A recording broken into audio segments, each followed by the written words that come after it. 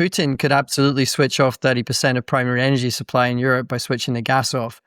Yeah. But China can't switch off the energy in Europe because he can't switch off the sun.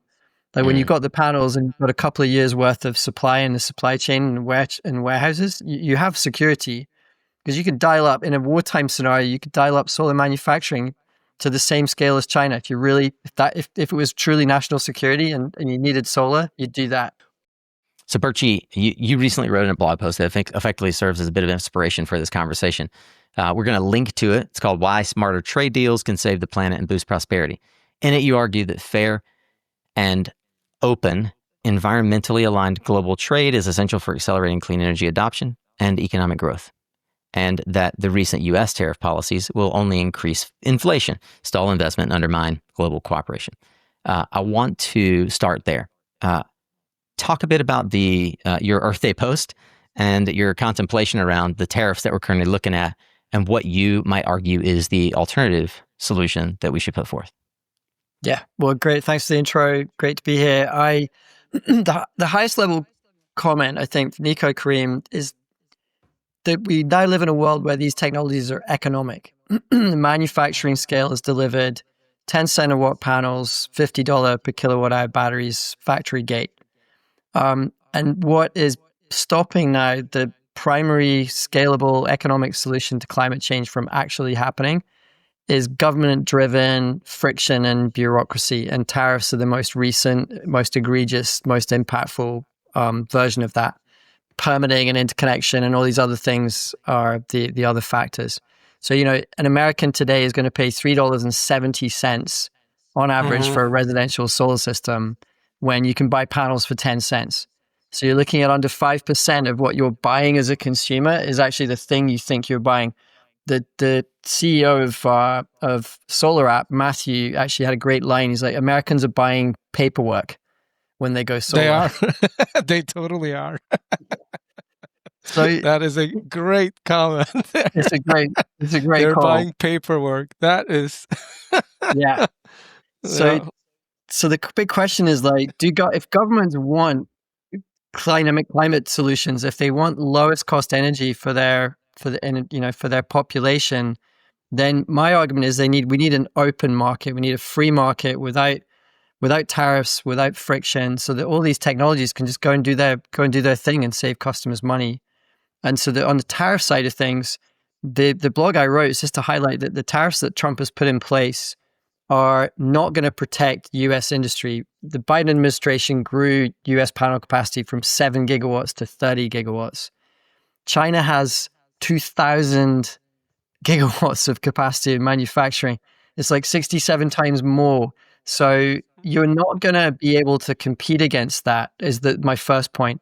The second point is you don't have to compete against it because if you look at the maths, 90% of the jobs in the solar value chain are not in manufacturing. They're in sales and installation. They're the local jobs that we all know of our, friends in the industry. They're having the thousands of small businesses around America and around all these beautiful countries getting free energy from the sky. They're local sales and installation jobs. They're logistics, it's finance and marketing. And that is where the economic rent on the install lives. And then you look at what actually the biggest economic rent of all is the fact that you're lowering the cost of energy. So in my opinion, America should do what it's good at. It should lead in AI. It should have the lowest cost energy for all that AI. It should lead in all the other great things in high tech it's good at, and let low cost, low margin panels built in China get into that market. And same for EVs, same for batteries. And that will have the biggest impact on jobs and the biggest impact on prosperity in each country. That is a great free markets argument. But some folks, and I've even heard this in Chamath's comments in All In podcast, where these are really smart Silicon Valley leaders who are very close to the administration, leaders in business, capital allocation, and many other parts of the economy. They're all kind of like tooting the horn of American interests, sovereignty, national security reasons. It does not make sense to have so much of the photovoltaic value chain not be controlled by America and be controlled by China. So my one question is, could what Trump is doing with the tariffs be to pull in at least some part of the value or all parts of the value chain in some increments back to the homeland so that there's some national cohesiveness to the whole industry layers being in the US? And it could, I just wonder, could that be one of the reasons? But having heard everything you say, Birchy, like everything makes absolute sense if we had a completely open, free world economy and system. I think it makes sense. But I think I don't think US is, and we're two international people here, being hosted by our American host, opining about solar industry, mostly in the US, but your company operates all over the world, actually. So I wonder if these national interests influence some of that policy making. But from an economic and ROI perspective, I mean, the inefficiencies in the US solar market, especially in the residential and small commercial and industrial systems, I think there's like 70% waste. And most of that, as you said, is paperwork and utility. I don't want to call it corruption, but utilities lagging or just stifling the or blocking the free markets, essentially. I agree with what you said there. So one question I have is like, what can we do at least in the US and other parts of the world? And you're so much more better exposed to the other parts of the world. Like, I would love to ask you what makes a dollar per watt possible in Australia? Like, is it really $1 per watt, or is it $1 per watt after incentives? I've been hearing that for 7-8 years now, that it's $1 per watt in Australia for residences to put solar on. Like, how the hell is that possible? And we're paying $3+ in US, unless you're an industry insider. Maybe you'll get 2 to 2.5. You start with 10-cent solar panels, which is what you pay for solar panels, because they come from China and they realize that it's not an energy security risk. On the national security piece, I just have to declare my statement on that. We have the panels on your roof.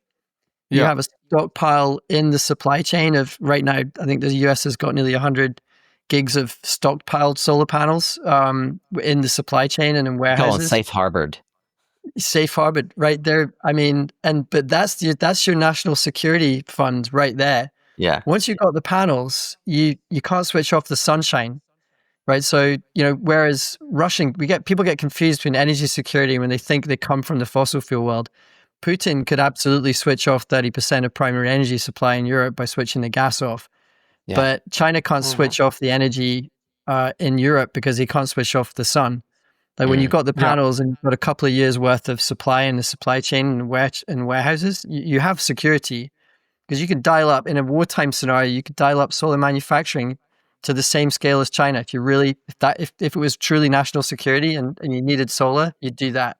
Yeah, but wouldn't you also want some of those processes and the laborers?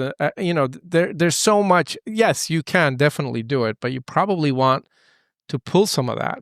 It's one thing to do it in an emergency situation, but it's another to actually build that know-how internally. And I've heard J.D. Vance make some comments about such effects of the value chain, and you can't, like he was arguing, you can't just do design here and everything else elsewhere. You gotta also have some of the other functions here too. I don't have a strong opinion one way or the other, but it's just maths, right? You want jobs, you want economic rent, you want American jobs.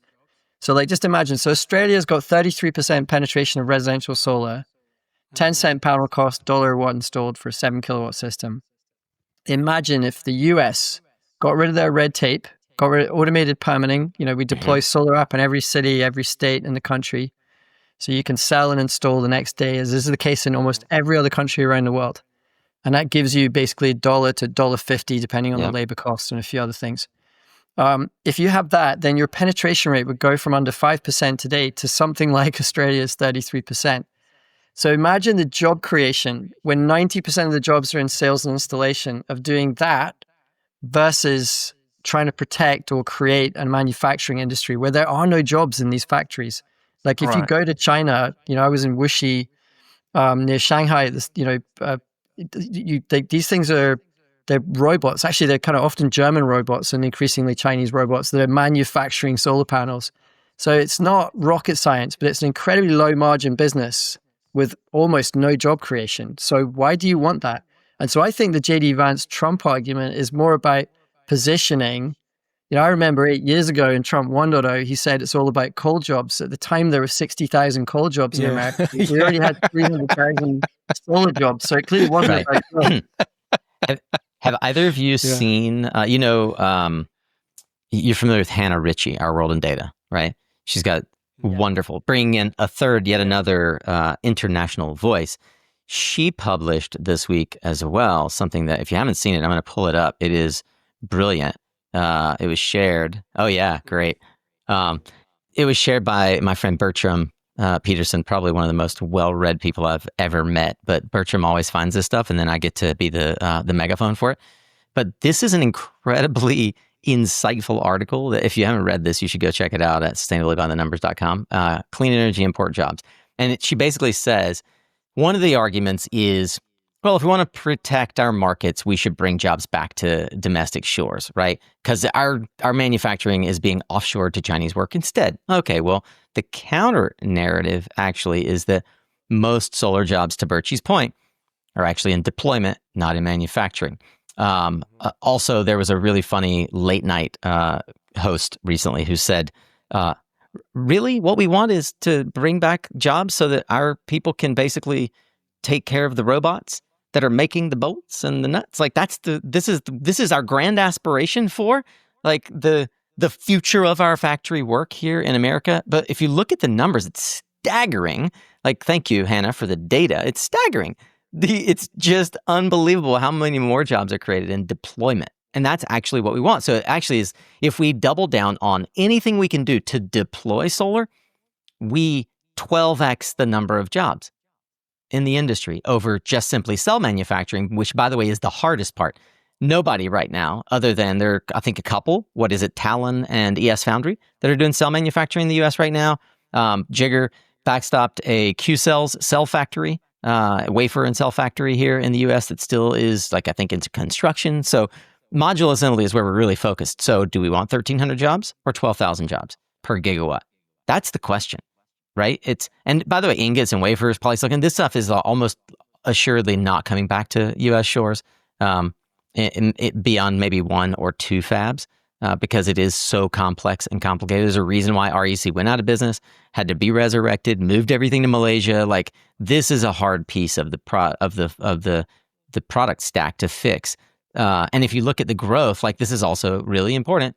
As solar panels got cheaper, which Birchy and I talked about on his S-curve conversation, as solar panels got cheaper, look, we're at this big blue band of job creation. Where was all the job creation? It was not in manufacturing. It was in installation and project development, right? And I don't think that I think that what Hannah is also saying, if I had to be so bold, is that if we extrapolate this out to 2030, you won't see the manufacturing sector match the installation sector or any other sector for that matter, just because we've decided that we're going to incentivize some sort of domestic supply and downplay, or in fact block through tariffs, the influence of Southeast Asia supply chain advantage to the market. Yeah, that little gift on Earth Day from the administration of 3,500% tariffs on celebrating our planet. Yeah, the deployment numbers there, which are where most of the people are employed.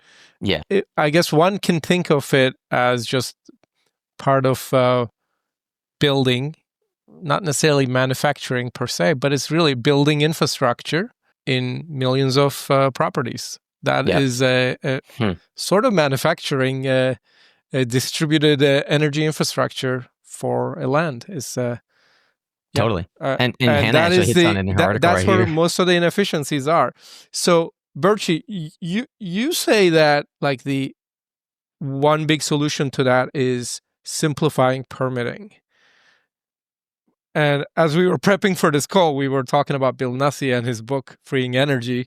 And he touches on this topic of like how, and he predicts that utilities will fight this transformation or this paradigm shift tooth and nail, that they're going to do everything they can to slow down that transformation. And a lot of the permitting is related to utility infrastructure and technology, and they have a big say in what happens in their districts. So Yeah.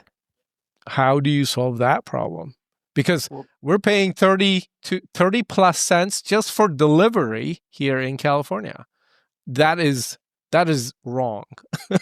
Crazy. We have the It's highest crazy. solar here too, ironically, but Yeah, it's not great for lowering energy costs. Like if the country wants to get back into manufacturing, the first thing you need is a low energy base, low cost energy. And now that solar is the lowest cost energy, you think you would want more of that so that you can encourage more manufacturing. But yeah, on the utility scale versus distributed side, like utilities are quite happy now to deploy solar because it makes them more money in front of the meter at big power plants. So I think you see SEIA is actually dominated by the IPPs and the utilities. So our industry representative is 90%, supportive of what is a 90% utility scale solar market. So, 30 gigawatts or so, we probably do about 5 gigawatts or less of residential, probably less now. So the reason for that is, they've just made it really tough in every other country around the world. Certainly most other countries, most of the developed countries, you have very simple standardized rules for plugging into the grid. There's usually a bit of paperwork or an online form to register the system. But if it's underneath a certain size, you can go plug it in. So and usually most countries have one utility system, unlike the US, which has so many.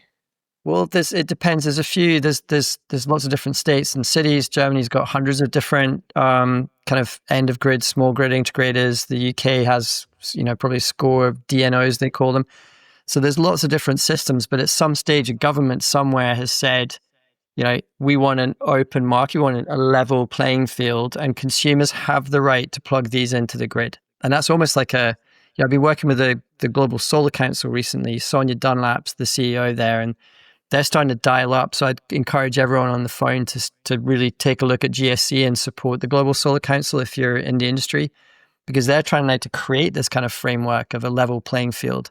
If you think about the amount of lobbying power that the coal industry has and the fossil fuel industry has, if we're really serious about taking on this growth from 5% of energy mix globally to 50% in the next 10 years, which, as we talked about, Nico, before, is just simply assuming the existing growth rate continues, then we need to have government policy at the international level and the national level that insists on a level playing field and access to the grid. So I don't know. It's fascinating for me. I think of all of us, we've been in the industry for a long time. Didn't used to be like this when I got in. We had to argue for all sorts of other reasons to give access to the energy market because it certainly wasn't economic 20 years ago. But now we're the lowest cost tech in the world, and so what we need is an open market. And it comes to the fossil fuel industry to say, okay, how are you going to argue that your interests somehow should block the lowest cost energy getting to end consumers? And that's the game we're in now for the next few years on policy. So we've got the complexity of the tariffs, and Birchy pointed out the complexity of permitting, which I would argue, alongside Birchy, is probably the number one bottleneck for the acceleration of deployment of solar. Not the cost, but the permitting. We got a lot of soft costs. Where else do we see maybe policy or market dynamics throttling what is otherwise an obvious choice for our energy future?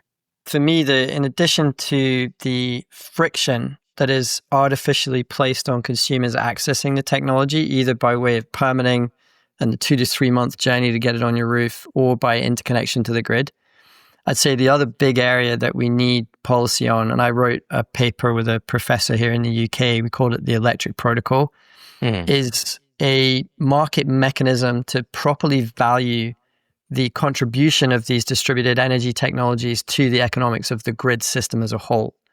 So if you think about it, in the UK right now, the government's talking about a £40 billion, so about 55 or so billion dollar investment in grid infrastructure. Now, in the distributed side, we argue that we can put batteries to work that massively reduce that infrastructure need. And Mary at Sunrun's talked about this. She's got experience on it. Like, you can put a few power walls behind a substation and you can program them to discharge at the right time of day. And you can avoid that substation upgrade for many, many years, along with all the cables and wires that would need upgraded just for the sort of, few minutes of a day that we hit peak. And if you compensate, if you have a proper market mechanism, so we can bid, as you can probably tell, I'm talking open market here. We're not looking for subsidies. Yeah, it just let us compete with the big guys who are proposing to upgrade that substation and pay the money to the owners of those consumers and owners of those energy assets. So if we have a market principle like that, that would also massively accelerate deployment. Kerim and I had an episode the last time we went live to talk about these open market mechanisms. Kerim shared the example in Turkey and Germany and other places where you're familiar with this term balcony solar, right, Birchy? Yeah, just chuck it up on that. Yeah. This concept of balcony solar is a great example of like the market will do what the market's going to do. And especially if we don't hinder it, right? Like technologies that provide real benefit, especially in a place like America, folks will figure out how to deploy it. It actually brings a question up that I have for both of you as company founders, serial entrepreneurs. Where do you see the business opportunities right now? Perhaps segments that are being overlooked, like balcony solar, multifamily, tribal, C&I. I personally think that 25 is right now like the year for C&I. I've never seen more fervor for commercial, industrial, and like just generally rooftop, non-residential solar. But where do you guys see, as we start to round out the conversation here, the entrepreneurial opportunity? A lot of our listeners and viewers are entrepreneurs, if not at heart, then in practice, if not at heart as entrepreneurs, then in practice building businesses.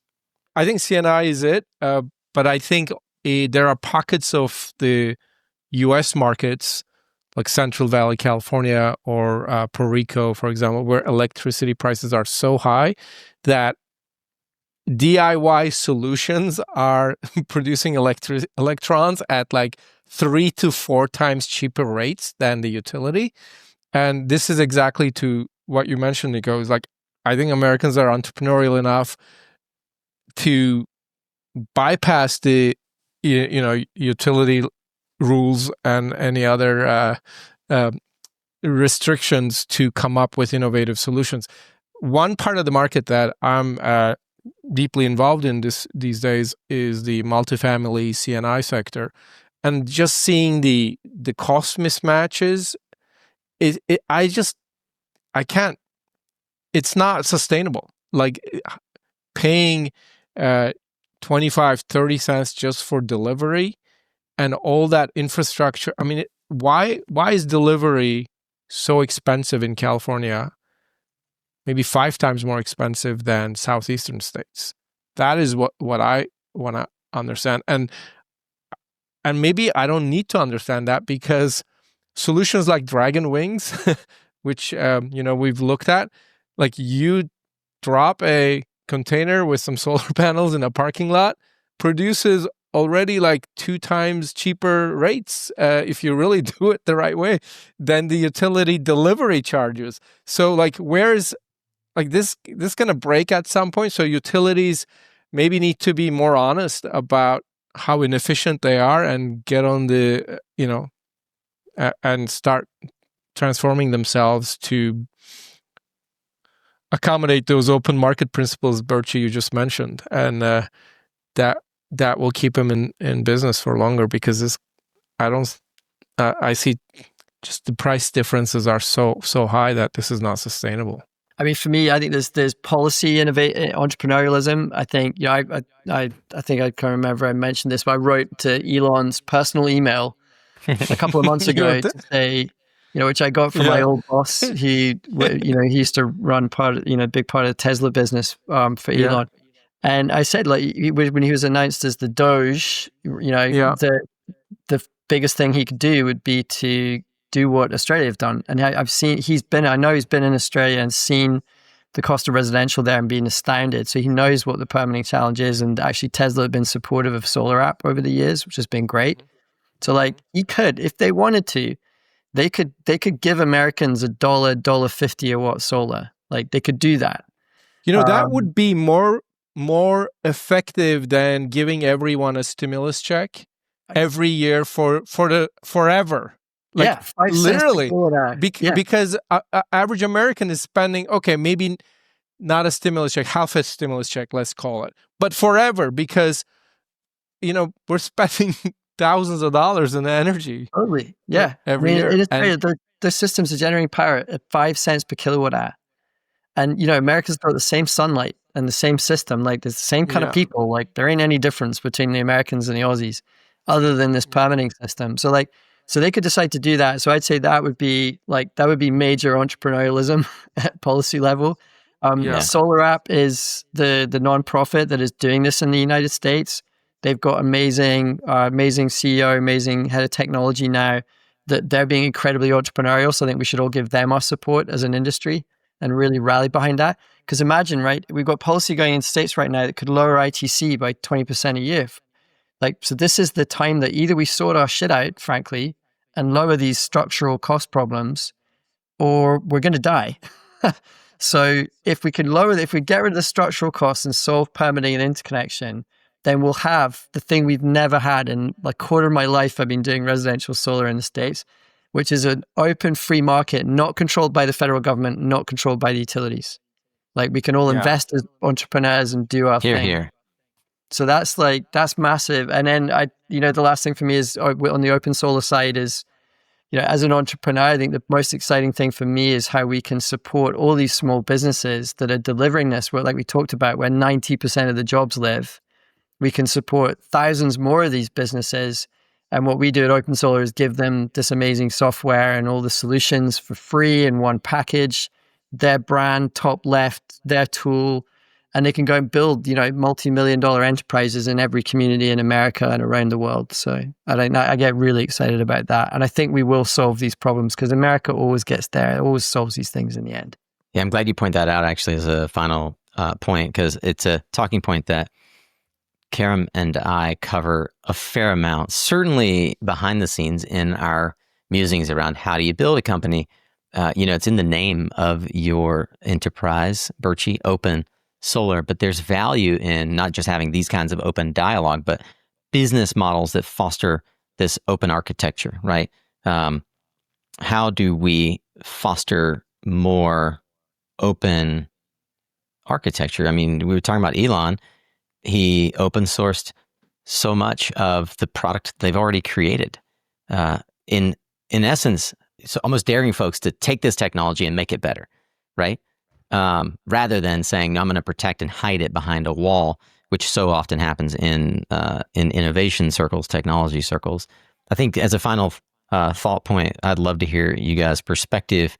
Kerim, probably starting with you on the nature of open source and open architecture and allowing to have installers to have a free tool like OpenSolar and finding a business model that allows it to be that way for them. How that also helps accelerate the market. Kerim?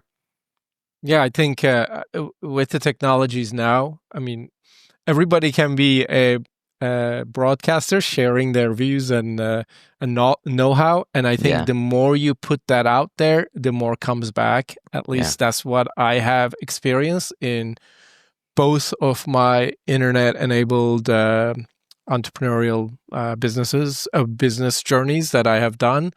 The more good stuff you put out there in terms of what you know and what you intend to do, the more comes back through the wires of the internet to you to connect the dots in a better, faster way.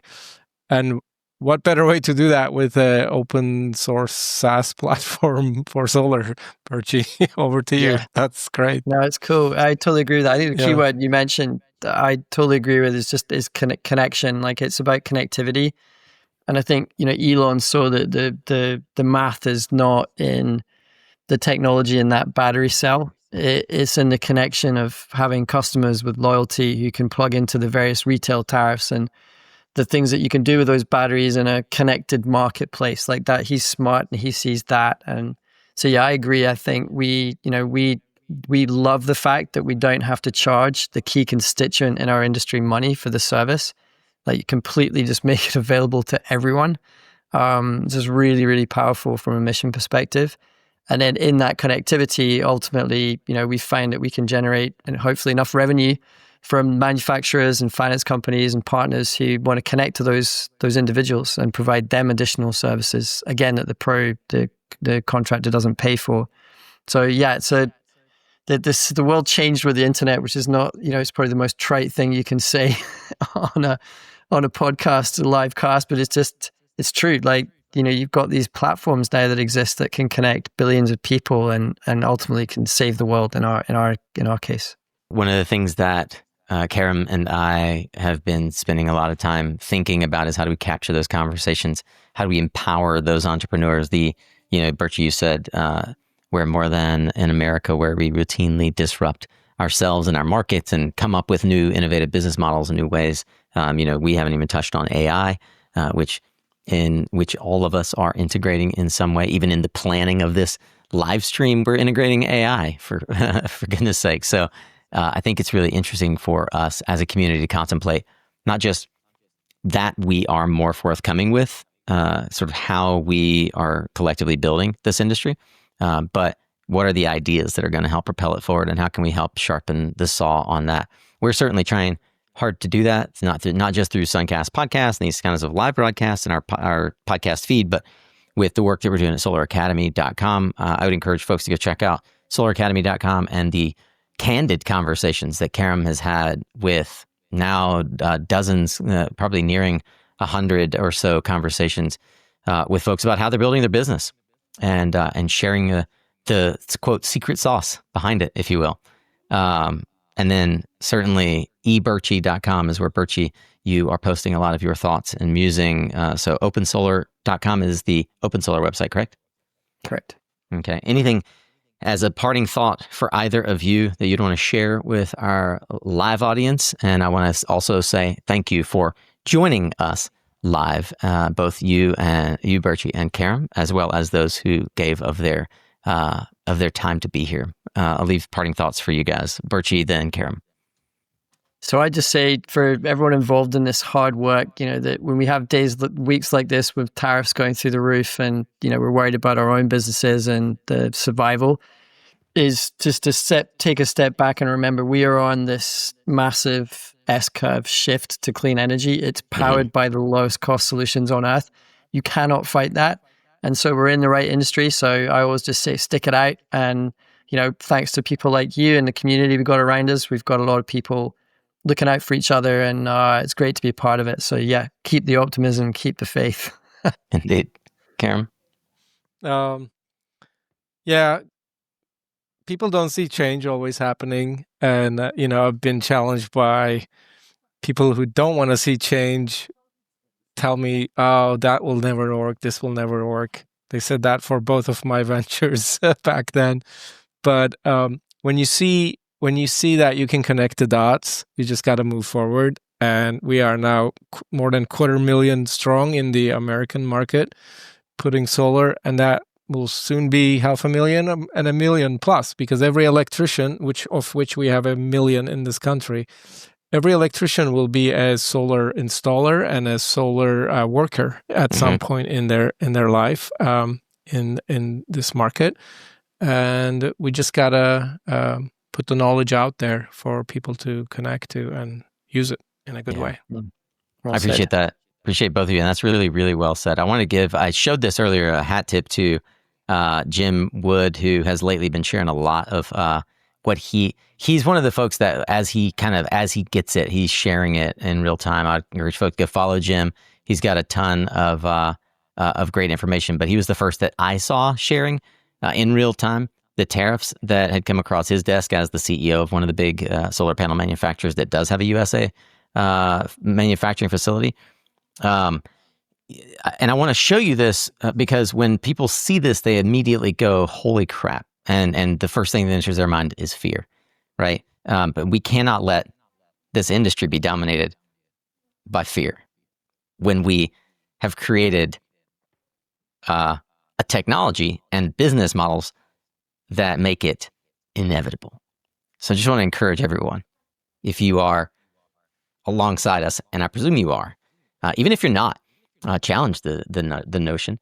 But if you're alongside us in the fight, as solar warriors, we like to say, and clean energy champions, climate champions, even you're on the right side of history. These tariffs are at best, or at worst, I think, a bump in the road. At best, they are an impetus for us to all find even more creative ways to accelerate the adoption of these technology. Thanks to companies like OpenSolar, we're making it easier and faster to do it, from resi all the way through to larger scale. And conversations that Kerim and I are routinely having with you as founders tell us that there is no lack of hands ready to be placed at the oars. Thank you for taking time to be with us today. Thank you for sharing your insights through comments that you leave for us here on LinkedIn. And if you're listening to this later on the SunCast podcast, where we will almost certainly publish this as another episode, thank you for tuning in. Join us one day on a live. We'll be doing these. Make sure that you're subscribed or following the SunCast podcast LinkedIn page, or the SunCast Media LinkedIn page, or myself, Nico Johnson.